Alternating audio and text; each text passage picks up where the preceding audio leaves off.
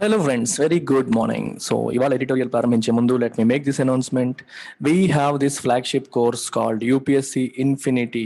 మన యొక్క flagship course ఇది and we are giving a special discount of 5,000 on this. It comes with prelims plus mains plus interview and with lifetime validity. మీకు ఉద్యోగం వచ్చేంత వరకు you will have access to this particular course. And మీకు ఇది 40,000 రూపీస్తోనే ప్రారంభం అవుతుంది. And you also have options called recorded, live plus recorded, with installments and without installments. అన్ని options కూడా ఉన్నాయి మీకు. సో వితౌట్ ఇన్స్టాల్మెంట్స్ అయితే 45,000, విత్ ఇన్స్టాల్మెంట్స్ అయితే 55,000 అవుతుంది. పర్ మంత్ 5,000 పే చేసి మీరు రావచ్చు. లేదా ఓన్లీ రికార్డెడే కావాలంటే 40,000 ఒకేసారి పే చేసి కూడా మీరు తీసుకోవచ్చు. So beautiful course. సో మేడంకి కాల్ చేసి మీరు డీటెయిల్స్ అన్ని తెలుసుకోండి. లేదా if you want to see trial, free trial చూడాలి అనుకుంటే మేడంకి కాల్ చేయండి, తను మీకు ట్రయల్ కూడా ఇస్తుంది. వీడియోస్ చూసి నమ్మకం కలిగిన తర్వాత మీరు జాయిన్ కావచ్చు. So let's look at today's editorial now. So ఇవాళ ఎడిటోరియల్ ఏం చెప్తుంది? ది గంగాస్ మెసేజ్, గంగాదేవి సందేశం అన్నట్టుగా వచ్చింది టైటిల్. ఏంటది? India must take its laws on waste seriously to stop microplastics pollution. Microplastics యొక్క పొల్యూషన్ ని మనం ఆపాలి అంటే వేస్ట్ మేనేజ్మెంట్ మీద ఉన్న చట్టాలని సీరియస్ గా తీసుకోవాలి. చట్టాలు అయితే చాలా ఉన్నాయి, వాటిని ఇంప్లిమెంట్ చేయడంలోనే లోపాలు ఉన్నాయి. సో మైక్రో ప్లాస్టిక్స్ పైన ఉన్న చట్టాలని సక్రమంగా ఇంప్లిమెంట్ చేయాలి అని చెప్తున్నారు. వేటిని మైక్రో ప్లాస్టిక్స్ అని అంటారు? వేటిని మైక్రో ప్లాస్టిక్స్ అని అంటారంటే 5 mm కంటే తక్కువ లెంత్ ఉన్న ప్లాస్టిక్ పార్టికల్స్ ని మైక్రో ప్లాస్టిక్స్ అని అంటారు. So plastic particles which are less than 5 mm in length are called microplastics. The Ganga might have stood witness to many stages of India's civilization, as Mahatma Gandhi once noted. But in recent decades, it has become a conduit for sewage, solid waste, industrial effluents, and other pollutants.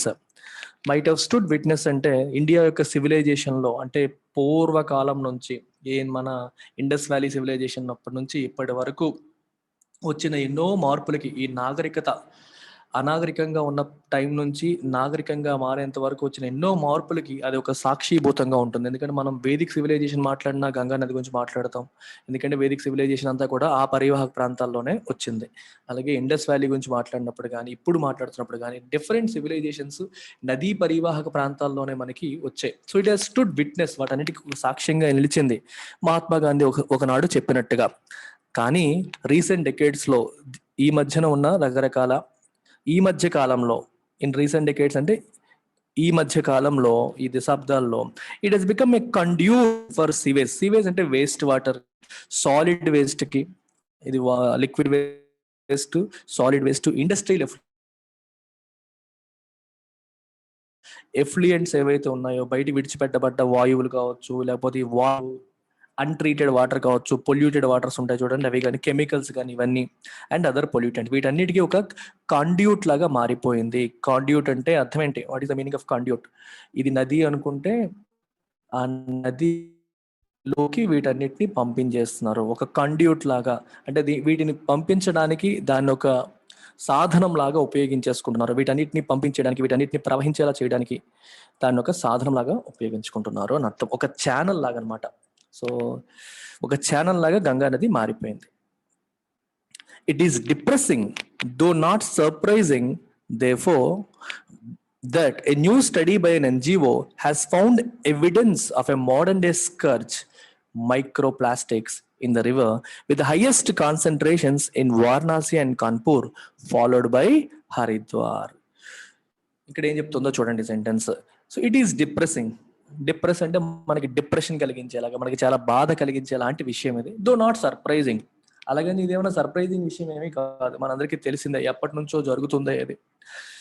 It is not surprising that a new study by N NGO, ఒక NGO, non governmental organisation చేసిన new study అనేది has found evidence ని కనుక్కుంది. దేనికి evidence ని కనుక్కుంది? Of a modern day scourge. Scourge అంటే శాపం అనేలాగా తీసుకోవచ్చు. అంటే something that causes great trouble, మనకి చాలా ఇబ్బందిని కలిగించేది, మనకి చాలా బాధను కలిగించేది, కష్టాన్ని కలిగించే అంశాన్ని మనం ఏమంటాం? స్కర్జ్ అంటాం. ఏంటది? Micro plastics.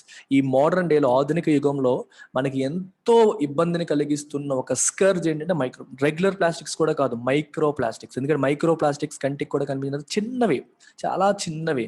సో ఇవి వాటర్లో కొట్టుకుపోతాయి, మనం తినే ఆహారంలో లోపలికి వెళ్ళిపోతాయి, మన మెరైన్ యానిమల్స్ సముద్రంలోకి వెళ్తున్న మైక్రో ప్లాస్టిక్స్ని మింగేస్తూ ఉంటాయి. సో మింగేయడం వల్ల కడుపులోకి వెళ్ళడం, ఇవి అరగకపోవడం, అరగక చనిపోతున్న యానిమల్స్ కూడా ఎన్నో ఉన్నాయి మనకి. In the river with the highest concentration Varanasi and Kanpur followed by Haridwar. Varanasi, Kanpur మరియు హరిద్వార్లో హైయెస్ట్ ఏమో వారణాసి, తర్వాత కాన్పూర్, తర్వాత హరిద్వార్లో highest concentrations of micro plastics అనేవి కనిపించాయంట ఈ ఎన్జిఓ చేసిన స్టడీలో. What the data show is the alarming presence of plastic filaments, fibers, fragments, and in two places micro beads with their composition pointing to both industrial and secondary broken down plastics from articles of everyday use. So దీంట్లో ఏమేమి కనిపించాయి, ఈ data ఏం చెప్తోంది, is the alarming presence. Alarming అంటే ఆందోళన కలిగించేంతగా. If something is alarming that means it is causing concern, it is concerning, అంటే మనకి ఆందోళన కలిగించేంత రేంజ్ లో ఉంటే దాన్ని అలార్మింగ్ అంటాం. అలార్మ్ ఏం చేస్తుంది చెప్పండి, ఒక డేంజర్ ఉంది మీరు నిద్ర లేవండి అని చెప్పేది అలార్మ్. అలార్మింగ్ అంటే something that indicates danger, something that indicates concern, ఆందోళన కలిగించే విధంగా ప్లాస్టిక్ ఫిలమెంట్స్, ఫైబర్స్, ఫ్రాగ్మెంట్స్ అనేవి ఉన్నాయి. అండ్ ఇన్ టూ ప్లేసెస్, కొన్ని ప్లేస్లో మైక్రో బీడ్స్ కూడా ఉన్నాయి. మైక్రో బీడ్స్ అంటే ఎస్పెషల్లీ మనం పర్సనల్ కేర్ ప్రొడక్ట్స్లో, అంటే స్క్రబ్లు, షాంపూలు ఇలాంటి వాడతాం చూడండి, మన ఫేస్ అందంగా ఉండడానికి. బ్యూటీ ప్రొడక్ట్స్లో లిప్స్టిక్లు ఇలాంటి వాటిలో ఈ మైక్రో బీడ్స్ వాడతారు. చిన్న ప్లాస్టిక్స్ అనమాట, చాలా చిన్నవి, చాలా చాలా చిన్న ప్లాస్టిక్స్ ఇవి. సో వీటిని మనం చూడండి, స్క్రబ్ అని చెప్పి చర్మం మీద ఉన్న ఇది పోవాలని చెప్పి స్క్రబ్స్ అని కొన్ని వస్తుంటాయి, ఫేస్ వాష్లు, స్క్రబ్స్, వాటిల్లో కూడా ఈ బీడ్స్ ఉంటాయి, మైక్రో బీడ్స్ ఉంటాయి అనమాట. సో ఈ వీటి కాంపోజిషన్ మనకి ఎలా కనిపిస్తుందంటే pointing to both industrial use, industrial elements కనిపిస్తున్నాయి, and secondary broken down plastics from articles of everyday. మనం రోజువారీ వాడే ఆర్టికల్స్లో అవి విరిగిపోయి, మనం ఈరోజు ఒక లిప్స్టిక్ ఏదో వాడాం, లిప్స్టిక్ వాడిన తర్వాత అది మొహం కడుక్కున్నాం, లిప్స్టిక్ వాటర్లో కలిసి వెళ్ళిపోతుంది, ఆ లిప్స్టిక్లో మైక్రో బీడ్స్ ఉంటున్నాయి. ఫేస్ వాష్ చేసుకున్నాం, ఫేస్ వాష్ ఏమో వాటర్లోంచి వెళ్ళిపోతుంది, ఆ ఫేస్ వాష్ కడిగేసుకున్న దాంట్లో మైక్రో బీడ్స్ ఉంటున్నాయి. అలాగే చిన్న చిన్న మైక్రో ప్లాస్టిక్స్, 5 mm లోపు ఉన్న మైక్రో ప్లాస్టిక్స్ ఉంటున్నాయి. ఇవన్నీ కూడా కనిపిస్తున్నాయి. అంటే మన ఎవ్రీడే యూజ్ నుంచి చేస్తున్న ఆర్టికల్స్ నుంచి వస్తున్నాయి అవి. ఇండస్ట్రియల్ పొల్యూషన్ లో కూడా మైక్రో బీడ్స్ అనేవి కనిపిస్తున్నాయి, ఈ మైక్రో ప్లాస్టిక్స్ అనేవి కనిపిస్తున్నాయి అన్నమాట. ఇవి చాలా ఎక్కువగా ఉన్నాయని చెప్పి చెప్తున్నారు. దీస్ రేంజ్ ఫ్రమ్ టైర్స్, మనం వాడే టైర్స్ నుంచి, బట్టలు, క్లోతింగ్, ఫుడ్ ప్యాకేజింగ్ వాటిలోంచి, బ్యాగ్స్, కాస్మెటిక్స్ విత్ మైక్రోబీడ్స్, ఇప్పుడే చెప్పాను cosmetics with microbeads, garland covers, garland అంటే పూలదండ యొక్క covers, and other municipal waste. ఇంకా మున్సిపల్ వేస్ట్లో కూడా మనకి ఈ మైక్రో ప్లాస్టిక్స్, మైక్రోబీడ్స్ అనేవి కనిపిస్తున్నాయి. The finding of significant levels of microscopic particles invisible to the naked eye at below 300 micrometers or 5 millimeters in the country's holiest river calls into question the progress of two high priority well-funded missions of NDA government, Swachh Bharat to deal with solid waste and Namami Gange to rid the river of its pollution. So beautiful sentence. The finding of significant levels of microscopic particles. Significant levels of microscopic particles అనేవి మనకి ఇప్పుడు కనిపించాయి. ఈ finding అనేది ఎటువంటి particle, invisible to the naked I, అంటే మామూలు కళ్ళతో చూస్తే అవి కనిపించవు. సో మనం మైక్రోస్కోప్ పెట్టి చూస్తే తప్పితే కనిపించవు, అందుకే అన్నారు invisible to the naked eye. Normal ఐకి అవి కనిపించని పార్టికల్స్ అందులో ఉన్నాయని చెప్పి ఈ స్టడీలో తేలింది. ఇవి ఎంత ఉన్నాయి, at below 300 micrometres to 5 millimeters. చెప్పాను ఇందాక 500 millimeters నుండి, అంతకంటే 300 మైక్రోమీటర్స్ కంటే తక్కువ నుంచి 5 millimeters వరకు లెంత్ ఉన్న ఈ పార్టికల్స్ ఉన్నాయి అనేది ఈ ఫైండింగ్ లో దొరికింది. ఫైండింగ్ లో ఇవి బయటపడడం అనేది ఏం చేస్తుంది, ఇట్ కాల్స్ ఇంటూ క్వశ్చన్ అనేది ఇడియం. సో దీని మీనింగ్ ఏంటంటే కాజ్ సంథింగ్, అంటే ఒకదాన్ని డౌట్ చేసేలాగా. కాల్ ఇంటూ క్వశ్చన్ అంటే మీనింగ్ అంటే దేని డౌట్ఫుల్ చేసేలాగా చేస్తుంది. ఇప్పుడు నమామి గంగే మరియు అండ్ స్వచ్ఛ భారత్ అంటే ఈ 2 స్కీమ్స్ ఆల్రెడీ ఉన్నాయి కదా. 2 స్కీమ్స్ ఆల్రెడీ ఉన్నప్పుడు కూడా ఈ సిచ్యువేషన్ ఎందుకు వచ్చింది అనేది క్వశ్చన్ అనమాట. ఇప్పుడు 2 schemes, well funded schemes already ఉన్నాయి, అయినా సరే ఈ స్టడీలో మైక్రో ప్లాస్టిక్స్ అన్ని బయటపడ్డాయి అనే విషయం కాల్స్ ఇంటూ క్వశ్చన్. అంటే అర్థం ఏంటి? To cause doubts about something, అంటే మనకి అనుమానాలను రేకెత్తిస్తుంది. దేని విషయంలో? About the progress of Swachh Bharat. Swachh Bharat దేనికోసం తీసుకొచ్చారు? సాలిడ్ వేస్ట్ ని డీల్ చేయడానికి. అలాగే నమామి గంగే అంటే గంగా నది క్లీనప్ డ్రైవ్ అని చెప్పి ఇది ఇంకొక ప్రాజెక్ట్ కింద తీసుకొచ్చారు. దేనికి? To rid the river of it's pollution, river ని పొల్యూషన్ ఫ్రీ చేయడం కోసం. 2 వెల్ ఫండెడ్ ప్రాజెక్ట్స్ యొక్క ప్రోగ్రెస్ విషయంలో మనకి అనుమానాలు వచ్చేలాగా ఈ ఫైండింగ్ చేసింది. నిజంగా ఈ రెండు సరిగ్గా ఫంక్షన్ చేసి ఉంటే ఎందుకు గంగా నదిలో ఈ పరిస్థితి ఉంది అనే క్వశ్చన్ వస్తుంది అని అర్థం అన్నమాట. సర్ప్రైజింగ్లీ, ఆశ్చర్యకరంగా, prime minister Modi support for the river cleanup originally scheduled to be implemented by December 2020 has not saved it from serious deficits. Narendra Modi గారు ఈ రివర్ క్లీనప్ డ్రైవ్ కి సపోర్ట్ చేశారు. 2020 డిసెంబర్ కల్లా కంప్లీట్ చేయాలని చెప్పి షెడ్యూల్ పెట్టుకున్నారు. మోదీ గారు స్వయంగా ఇన్వాల్వ్ అయ్యి ఆయన సపోర్ట్ చేసినప్పటికీ కూడా దీని సీరియస్ డెఫిసిట్స్ నుంచి దీన్ని కాపాడలేకపోయింది. It was not able to achieve its goal. Deficit అంటే కొరత, ఆ గోల్ అచీవ్ చేయలేకపోయింది. గ్యాప్స్ అనేవి అలాగే ఉండిపోయాయి. Official data indicate that 97 Ganga towns may be discharging about 750 million liters of untreated sewage a day into the river. Official data ప్రకారం ఏం తెలుస్తుంది మనకి? గంగా నది పరివాహక ప్రాంతాల్లో ఉన్న 97 గంగా నది ఒడ్డున్న 97 టౌన్స్ అనేవి రోజుకి 750 మిలియన్ లీటర్స్ అన్ట్రీటెడ్ సీవేజ్ ని, అంటే ట్రీట్ చేయకుండా, అంటే అలాగే వేస్ట్ వాటర్ ని యాజ్ ఇట్ ఈజ్ గా గంగా నదులకు వదిలేస్తున్నారు అనే విషయం అఫీషియల్ డేటా నుంచి తెలుస్తుంది. An environmental activist, Gurudas Agrawal, died in 2018 after fasting in protest, and his letter to Mr. Modi did not change the situation. Gurudas Agrawal 2018 లో environmental activist అయినా చనిపోయారు. Fasting in protest అంటే ఉపవాస దీక్ష చేస్తూ చనిపోయారు, నిరసిస్తూ. ఆయన మోదీ గారికి రాసిన లెటర్ అనేది సిచ్యువేషన్ ఏమాత్రం మార్చలేకపోయింది. Microplastics recorded in recent times in the remotest of places. చూడండి, మైక్రోప్లాస్టిక్స్ అంటే 5 mm కంటే తక్కువ లెంత్ ఉన్నవి. ఇవేమో రిమోటెస్ట్ ఆఫ్ ప్లేసెస్ లో కూడా ఈ మధ్యన రికార్డ్ అయ్యాయి. మౌంట్ ఎవరెస్ట్ లోనూ కనిపించాయి, ఆర్టిక్ స్నోలో కనిపించాయి, ఐస్లాండిక్ గ్లేషియర్స్ లో కనిపించాయి, ద ఫ్రెంచ్ పైర్నిస్ లో కనిపించాయి, and the డెప్స్ of Mariana trench. Mariana trench ఏంటి? వరల్డ్ లో అంటే మొత్తం సముద్రంలో డీపెస్ట్ పాయింట్. మౌంట్ ఎవరెస్ట్ ఏమో హైయెస్ట్, మరియానా ట్రెంచ్ ఏమో డీపెస్ట్. మౌంట్ ఎవరెస్ట్ కంటే ఎక్కువ డెప్త్ ఉంటుంది మరియానా ట్రెంచ్ లో. అంటే మౌంట్ ఎవరెస్ట్ ఎంత ఎత్తు ఉంటుందో అంతకంటే ఎక్కువ డెప్త్ అనమాట, పసిఫిక్ ఓషన్ లో ఉంటుంది అది.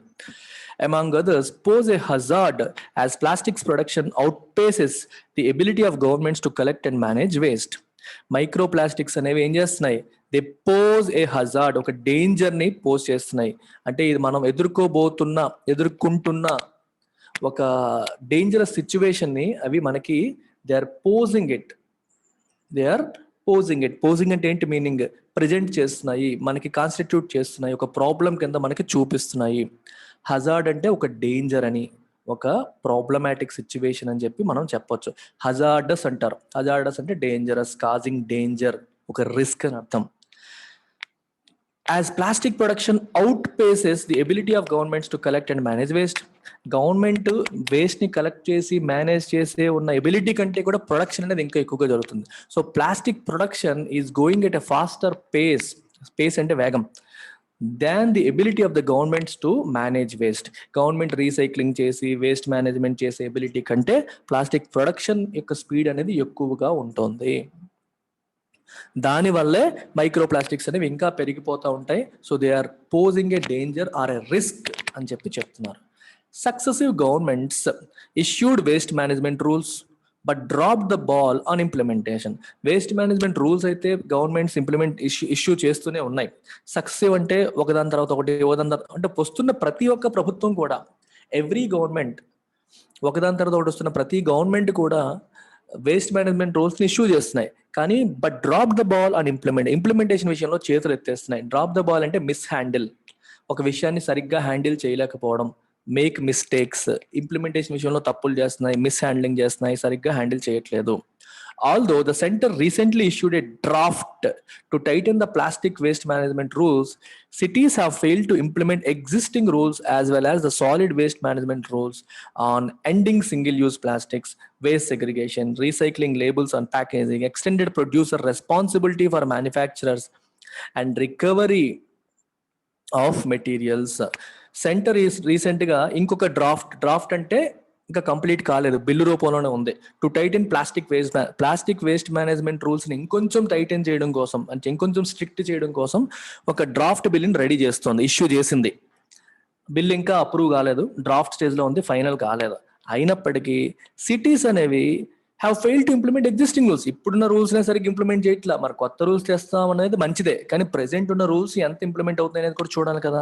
They fail to implement existing rules as well as the solid waste management rules implement చేయట్లేదు, ఎగ్జిస్టింగ్ రూల్స్ ని కూడా ఇంప్లిమెంట్ చేయట్లేదు. On ending single use plastics, అంటే ఒకసారి వాడి పడేసే సింగిల్ యూజ్ ప్లాస్టిక్ ని ఆపాలని చెప్పి రకరకాల రూల్స్ ఉన్నాయి. అంటే ఒకసారి యూజ్ చేసి పడేసి మళ్ళీ వాడేవైతే ఒక రకం, కానీ ఇలా ఒక టెంపరరీ పర్పస్ కోసం వాడేసి మళ్ళీ పడేసే ఉంటాయి చూడండి, వాటిని సింగిల్ యూజ్ ప్లాస్టిక్ అంటాం. దాన్ని ఎండ్ చేసేయడానికి చాలా రూల్స్ వచ్చాయి, కానీ ఆ రూల్స్నే సరిగ్గా ఇంప్లిమెంట్ చేయట్లేదు. అలాగే వేస్ట్ సెగ్రిగేషన్, సాలిడ్ వేస్ట్ అలాగే మనకి డ్రై వేస్ట్, వెట్ వేస్ట్ అని చెప్పి సెగ్రిగేట్ చేయడంలో కూడా ఇమీడియట్గా రూల్స్ ఇంప్లిమెంట్ చేయలేకపోతుంది. రీసైక్లింగ్ లేబుల్స్, ప్యాకేజింగ్ విషయంలో రీసైక్లింగ్ సంబంధించి కొన్ని లేబుల్స్ పెట్టడం విషయంలో కూడా రూల్స్ ఫాలో అవ్వట్లేదు. అలాగే producer responsibility for manufacturers, extended producer responsibility for manufacturers అంటే అర్థం ఎవరైతే ఈ ప్లాస్టిక్ ని ప్రొడ్యూస్ చేస్తారో they have the responsibility for the recycling also అని చెప్పి రూల్స్ ఉన్నాయి, కానీ ఆ రూల్స్ విషయంలో కూడా ఇంప్లిమెంటేషన్ సరిగ్గా లేదు. And recovery of material recovery విషయంలో కూడా ఎటువంటి ఆల్రెడీ ఉన్న రూల్స్ ని ఫాలో అవ్వలేకపోతున్నారు, ఉపయోగించలేకపోతున్నారు. Moreover, growing plastic waste will far exceed the capacity of governments to manage it. Plastic waste పెరగడం అనేది గవర్నమెంట్స్ యొక్క ఎబిలిటీ టు మేనేజ్, ప్లాస్టిక్ ని మేనేజ్ చేసే ఎబిలిటీకి దాటిపోతుంది. ఫార్ ఎక్సీడ్, దానికంటే చాలా ఎక్కువ అయిపోతుంది. Given that recycling has its limits, recycling కూడా ఎన్నంటని చేయలేంగా, దానికి కూడా లిమిటేషన్స్ ఉంటాయి. సో కాబట్టి it is still a danger అని అర్థం. Swachh Bharat therefore must mean not merely keeping waste out of sight. So Swachh Bharat అంటే వేస్ట్ మన కంటికి కనిపించకుండా వేరే చోట పడేయడం కాదు.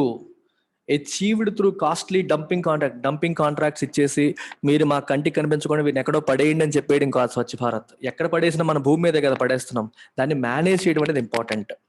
బట్ షార్ప్లీ రిడ్యూస్ జనరేషన్, అసలు ప్లాస్టిక్ అనేది జనరేట్ చేయకుండా రిడక్షన్ ఇన్ జనరేషన్ అనేది కావాలి, ఫుల్ సెగ్రిగేషన్ కావాలి, అండ్ రీసైక్లింగ్ కావాలి. Wet waste, dry waste segregate అవ్వాలి, అండ్ ఈ షుడ్ బి రీసైకిల్డ్. అది స్వచ్ఛ భారత్.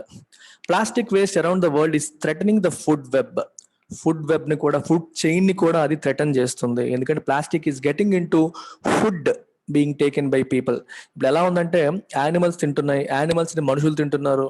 సో యానిమల్స్ లోకి వెళ్తున్న ప్లాస్టిక్ మళ్ళీ మనుషుల్లోకి వెళ్తుంది.